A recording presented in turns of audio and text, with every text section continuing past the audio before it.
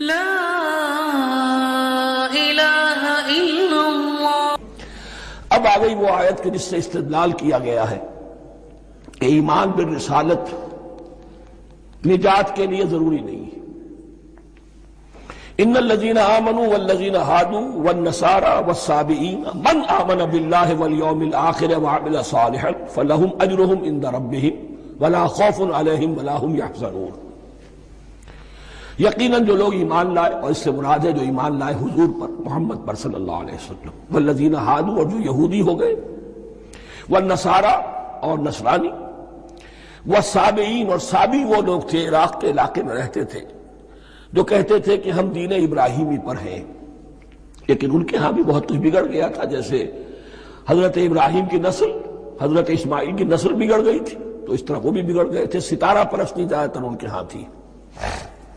من آمن باللہ والیوم الآخر، جو کوئی بھی ایمان لایا اللہ پر اور یوم آخر پر، وعمل صالحا، اور اس نے عمل کیے اچھے، فلہم اجرہم عند ربہم، تو ان کے لیے محفوظ ہے ان کا اجر ان کے رب کے پاس، ولا خوف علیہم ولا ہم یحزنون، اور نہ ان پر کوئی خوف ہوگا اور نہ وہ کسی حزن سے دوچار ہوں گے۔ ظاہر الفاظ کے اعتبار سے دیکھیے کہ یہاں ایمان بالرسالت کا ذکر نہیں ہے۔ ویسے تو اگر کوئی اس سے یہ غلط استدلال کرتا ہے تو اس کا پہلا جو اصولی جواب ہے وہ تو یہ ہے کہ ایسی حدیثیں بھی موجود ہیں، من قال لا الہ الا اللہ دخل الجنہ، تو اس کے کیا معنی ہے؟ صرف کہنے سے جنت میں داخل ہو جائیں گے، کسی عمل کی ضرورت نہیں؟ جواب یہ دیا جائے گا پورے قرآن کو سامنے رکھو، پورے حدیث کے ذخیرے کو سامنے رکھو، کسی ایک جگہ سے کوئی ایک نتیجہ نکال لینا وہ صحیح نہیں۔ لیکن اس کے علاوہ وہ اصول جو میں بیان کر چکا ہوں کہ یہ سلسلہ شروع کہاں سے ہوا ہے؟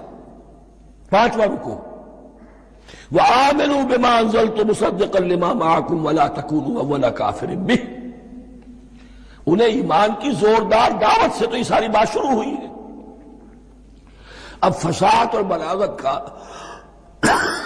یہ تقاضا ہے کہ بار بار اس کو دہرایا نہ جائے، وہ بات انڈرسٹوڈ رہے گی، مقدر رہے گی، سمجھی جائے گی کہ ہر جگہ پر وہ موجود ہے، اس لیے کہ ساری گفتگو ہو رہی ہے اسی کے حوالے سے۔ وَآمِنُوا بِمَا أَنزَلْتُ مُصَدِّقًا لِمَا مَعَكُمْ وَلَا تَكُونُوا أَوَّلَ كَافِرٍ بِهِ وَلَا تَشْتَرُوا بِآيَاتِي ثَمَنًا قَلِيلًا وَإِيَّايَ فَاتَّقُونِ۔ اس حوالے سے یوں سمجھیے اب اس آیت کو کہ یہاں پر کچھ الفاظ محذوف مانے جائیں گے۔ ان الذین آمنوا والذین ہادوا والنصارى والصابئین من آمن باللہ والیوم الآخر وعمل صالحا فی ایامہم فلہم اجرہم عند ربہم ولا خوف علیہم ولا ہم یحزنون۔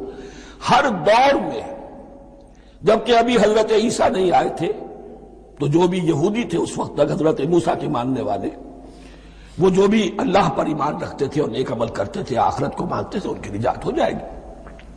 لیکن حضرت عیسیٰ کے آنے کے بعد ان کو نہیں مانا، اب وہ کافر قرار پائے۔ لیکن اب حضرت عیسیٰ کے آنے کے بعد جب تک حضور نہیں آئے، جو بھی مانتا ہے، لیکن یہ کہ شرط یہی ہوگی کہ اپنے اپنے زمانے میں، اصل میں نفی جس بات کی جا رہی ہے وہ یہ ہے کہ یہ نہ سمجھو کہ کسی گروہ میں ہونے سے نجات ہوتی ہے۔ نجات کسی گروہ میں ہونے کی وجہ سے نہیں ہے، نجات کی بنیاد ایمان اور عمل صالح ہے۔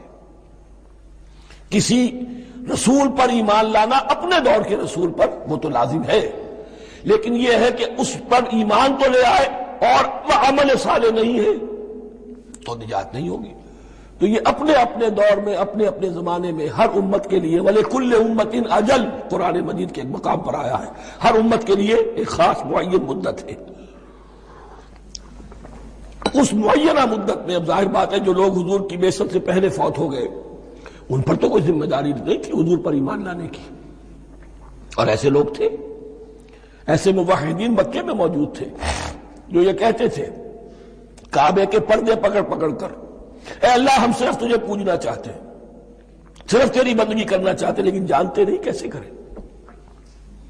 یہ بات موجود تھی اور ان کا انتقال بھی ہو گیا۔ یہ زید، سعید ابن زید، سعید جو حضرت عمر کے بہنوئی تھے اور وہ عشرہ مبشرہ میں سے ہیں، ان کی اہلیہ حضرت فاطمہ بنت خطاب، ان دونوں کے ایمان کو اللہ نے ذریعہ بنایا حضرت عمر کے ایمان کا. اور یہ والد تھے سعید کے زید، وہ یہ کہتے ہوئے دنیا سے چلے گئے حضور کی ابھی بعثت ہی نہیں ہوئی تھی. اے اللہ میں صرف تیری بندگی کرنا چاہتا ہوں، کیسے کروں یہ نہیں جانتا. اسی کو ذہن میں رکھیے، اہدنا الصراط المستقیم جو میں نے کہا تھا، ایک سلیم الفطرت انسان، سلیم العقل انسان توحید تک پہنچ جاتا ہے، آخرت کو پہچان لیتا ہے. لیکن اب کیا کروں؟ اس شریعت کے لیے، ان احکام کے لیے وہ دستے سوال دراز کرنے پر مجبور ہے. الحمدللہ رب العالمین الرحمن الرحیم مالک یوم الدین ایاک نعبد و ایاک نستعین اہدنا الصراط المستقیم. اسی صراط المستقیم کی دعا کا یہ جواب اب آئے گا، شروع ہوگا سورہ بقرہ سے. یہ کرو، یہ نہ کرو، یہ فرض ہے، یہ تم پر لازم کیا گیا، یہ چیز حرام کی گئی، وغیرہ وغیرہ. ان الذين آمنوا والذين هادوا والنصارى والصابئين من آمن بالله واليوم الآخر وعمل صالحا. اور محذوف الفاظ فی ازمنتہم، اپنے اپنے زمانے میں، یا فی ایامہم، فلہم اجرہم عند ربہم ولا خوف علیہم ولا هم یحزنون. وَإِذْ أَخَذْنَا مِيثَاقَكُمْ وَرَفَعْنَا فَوْقَكُمُ الطُّورَ. اور ذرا یاد کرو جب کہ ہم نے تم سے عہد لیا، قول و قرار لیا، اور تمہارے اوپر اٹھا دیا طور کو، پہاڑ کو. جب تورات دی گئی تو اس وقت ایک کیفیت معجزانہ طور پر ایسی پیدا کی گئی، ان کے اوپر ایک روب ڈالنے کے لیے اور خشیت قلب میں پیدا کرنے کے لیے کوہ طور اٹھا کر معلق کر دیا گیا. اس وقت کہا گیا خذوا ما آتیناکم بقوۃ. تو اس قول و قرار کے وقت ایک معجزے کی شکل یہ ہوئی تھی. وَإِذْ أَخَذْنَا مِيثَاقَكُمْ وَرَفَعْنَا فَوْقَكُمُ الطُّورَ خُذُوا مَا آتَيْنَاكُمْ بِقُوَّةٍ وَاذْكُرُوا مَا فِيهِ لَعَلَّكُمْ تَتَّقُونَ. پکڑو اس کو مضبوطی کے ساتھ جو ہم نے تمہیں دیا ہے، اس حدیث، اس کتاب کو، تورات کو، اس شریعت کو، ان احکام کو. وَاذْكُرُوا مَا فِيهِ، اور یاد رکھو اسے جو کچھ کہ اس میں ہے، لَعَلَّكُمْ تَتَّقُونَ، تاکہ تم بچ سکو. ثُمَّ تَوَلَّيْتُم مِّن بَعْدِ ذَلِكَ، پھر تم نے روگردانی کی اس کے بعد. اس میثاق کو توڑا، میثاق الست کو توڑا تھا، اور دوسرے یہ میثاق شریعت جو تم سے لیا گیا اس کو بھی توڑا. ثم تولیتم من بعد ذلک فلولا فضل اللہ علیکم ورحمتہ لکنتم من الخاسرین. پھر اگر اللہ کا فضل تمہارے شامل حال نہ ہوتا اور اس کی رحمت تمہاری دستگیری نہ کرتی رہتی، بار بار تمہیں معاف کیا، تمہیں مہلت دی، تو اگر یہ چیز نہ ہوتی تو اسی وقت سے تم خسارہ پانے والے اور تباہ ہونے والے ہو جاتے. وَلَقَدْ عَلِمْتُمُ الَّذِينَ اعْتَدَوْا مِنْكُمْ فِي السَّبْتِ. اور تمہیں خوب معلوم ہے تم میں سے وہ لوگ جنہوں نے سبت کے قانون کو توڑا، حد سے تجاوز کیا. یہ واقعہ تفصیل کے ساتھ سورہ اعراف میں آئے گا کہ ان کی شریعت میں ہفتے کا روز معین کر دیا گیا تھا، کوئی دنیاوی کام نہیں ہوگا. آج بھی وہ لوگ جو ہے سبت کو، جو بھی پریکٹسنگ جیوز ہیں، وہ اس کی پابندی کرتے ہیں، وہ بڑی شدت سے کرتے ہیں. لیکن ایک زمانے میں ایک خاص ان کا قبیلہ تھا کہ جس نے ایک بڑے ہی شرعی ہیلہ ایجاد کر کے اس قانون کی دھجیاں بکھیری. تفصیل ہم پڑھیں گے سورہ اعراف میں. وَلَقَدْ عَلِمْتُمُ الَّذِينَ اعْتَدَوْا مِنْكُمْ فِي السَّبْتِ. اور تمہارے علم میں ہے تمہارے وہ لوگ کہ جنہوں نے سبت کے قانون کے ضمن میں خلاف ورزی کی. فَقُلْنَا لَهُمْ كُونُوا قِرَدَةً خَاسِئِينَ. تو ہم نے کہہ دیا ان کو کہ ہو جاؤ ذلیل بندر. ان کی شکلیں مسخ کر دی گئی، انہیں بندروں کی شکل میں تبدیل کر دیا گیا. فَجَعَلْنَاهَا نَكَالًا لِمَا بَيْنَ يَدَيْهَا. پھر ہم نے اس واقعے کو یا اس بستی کو ایک بنا دیا مثال، لوگوں کے لیے ان کی عبرت کے سامان بنا دیا، ان کے لیے بھی جو سامنے موجود تھے اس زمانے کے لوگ، اور ان کے لیے بھی جو بعد میں آنے والے تھے. وَمَوْعِظَةً لِّلْمُتَّقِينَ. اور اسے ایک نصیحت، ایک سبق آموزی کی بات بنا دیا اہل تقویٰ کے لیے. وَإِذْ قَالَ مُوسَىٰ لِقَوْمِهِ إِنَّ اللَّهَ يَأْمُرُكُمْ أَن تَذْبَحُوا بَقَرَةً. اور یاد کرو جب کہ موسیٰ نے اپنی قوم سے کہا یقیناً اللہ تمہیں حکم دیتا ہے کہ گائے کو ذبح کرو. یہ واقعہ میں پہلے آپ کو بتا دوں، پھر ہم یہ آیات تیزی سے پڑھ لیں گے. بنی اسرائیل میں ایک شخص قتل ہو گیا، عامیل نامی، اور قاتل کا پتہ نہیں چل رہا تھا. اللہ تعالیٰ نے حضرت موسیٰ کے ذریعے سے انہیں حکم دیا کہ ایک گائے کو ذبح کرو اور اس کے جسم کے ایک ٹکڑے سے اس مردے کو چھو، وہ جی اٹھے گا اور وہ بتا دے گا میرا قاتل کون ہے۔ اب یہ کہ یہ معجزات کی شکل ہے جو بار بار آ رہے ہیں، اور سابق اس امت کے اندر معجزات کا آپ کو بہت عمل دخل ملے گا۔ اس میں ایک تو یہ کہ گائے کو ذبح کرنا، وہ گائے کے تقدس کا جو ان کے دل میں ذہن میں تھا، تو ذبح کرنے سے اس کے اوپر بھی گویا کہ ایک تلوار چلائی گئی، اور پھر انہیں دکھا بھی دیا گیا کہ ایک آدمی زندہ بھی ہو سکتا ہے، بعد سے بعد الموت کا بھی ایک نقشہ دکھا دیا گیا انہیں۔ لیکن انہیں جب یہ حکم ملا اور ان کے دلوں کے اندر وہ بچڑے کی اور گائے کی تقدیس جو ہے وہ پلی ہوئی تھی، اب انہوں نے سوال کر کے کسی طریقے سے بچنے کے لیے مین میخ نکالی، کیسی گائے ہو، کیا رنگ ہو، کس طرح کی ہو، کس عمر کی ہو۔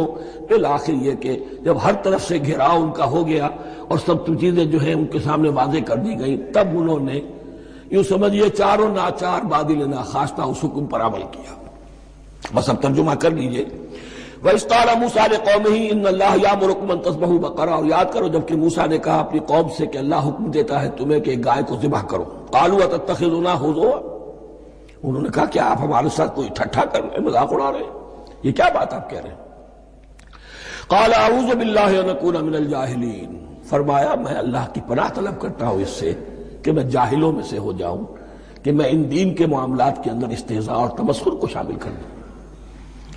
قالوا ادع لنا ربك يبين لنا ما هي، اب انہوں نے کہا اچھا ایسی بات ہے تو ذرا اپنے رب سے دعا کیجئے کہ وہ ہم پر واضح کر دے کہ وہ کیسی ہو۔ قال انه يقول، حضرت موسیٰ نے فرمایا اللہ تعالیٰ فرماتا ہے انها بقرة لا فارض ولا بکر، وہ ایک ایسی گائے ہونی چاہیے کہ جو نہ بوڑھی ہو نہ بالکل بچھیا ہو، عوان بین ذالک، ان کے بین بین ہو۔ فَفَعَلُوا مَا تُؤْمَرُونَ، تو اب کر گزرو جو تمہیں حکم دیا گیا۔ قَالُوا ادْعُ لَنَا رَبَّكَ يُبَيِّن لَنَا مَا لَوْنُهَا، اب انہوں نے پھر کہا ایک دفعہ اور دعا کیجئے اپنے رب سے وہ ہمیں بتا دے اس کا رنگ کیسا ہونا چاہیے۔ قَالَ إِنَّهُ يَقُولُ إِنَّهَا بَقَرَةٌ صَفْرَاءُ فَاقِعٌ لَوْنُهَا تَسُرُّ النَّاظِرِينَ، فرمایا اللہ فرماتا ہے کہ وہ گائے ایسی ہونی چاہیے زرد رنگ، شوخ رنگ، شوخ زرد رنگ کی، چمکیلی، جو دیکھنے والوں کو خوب اچھی لگے، پسند آئے، دل میں کھپ جانے والی۔ اب جو زیادہ سے زیادہ ان کے ہاں مقدس سمجھے جاتے تھی گائے، رفتہ رفتہ سوال کر کے اگر پہلے ہی حکم پر وہ کر دیتے تو کسی بھی گائے کو ذبح کر دیتے، لیکن یہاں گھیراؤ ان کا ہو رہا ہے کہ جس کی تقدس کا ان کے ذہن میں زیادہ سے زیادہ تاثر ہے اسی کو واضح کیا جائے۔ قالوا ادع لنا ربك يبين لنا ما هي، پھر انہوں نے کہا ذرا اللہ سے دعا کیجئے اور وہ ہمیں یہ بتائے کہ وہ کیسی ہو۔ ان البقرہ تشابہ علینا، یقیناً ہم کچھ شبہ میں پڑ گئے ہیں، یہ گائے کا معاملہ مشتبہ ہو گیا ہے ہم پر۔